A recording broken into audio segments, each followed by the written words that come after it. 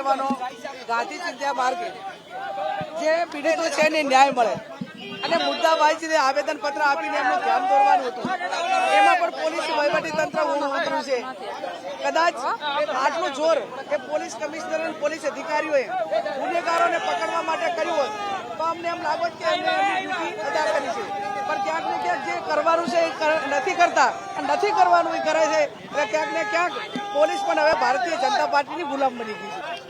બાબા સાહેબ આંબેડકરે ભારતના બંધારણમાં દરેકને આંખો આપેલા છે અને આટલા 30 થી વધારે નિર્દોષ લોકોના જીવ જતા હોય ત્યારે ગાંધી ચિંધ્યા માર્ગે વહીવટી બાબતને ધ્યાનમાં રાખીને પોલીસ કમિશનરને આવેદનપત્ર આપીને સરકાર સુધી આ વાત પહોંચાડવા માટેની વાત હતી.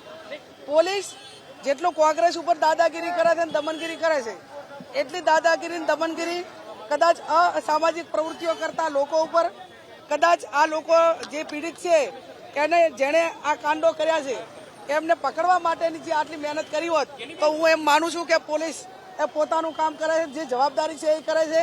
આ તો જે જવાબદારી છે એ નથી કરતા અને નથી કરે છે. એટલે ક્યાંક ને ક્યાંક પોલીસ પણ માત્ર ભારતીય જનતા પાર્ટીની એજન્ટ બની ગઈ છે એવું અમને પોતાને લાગે છે.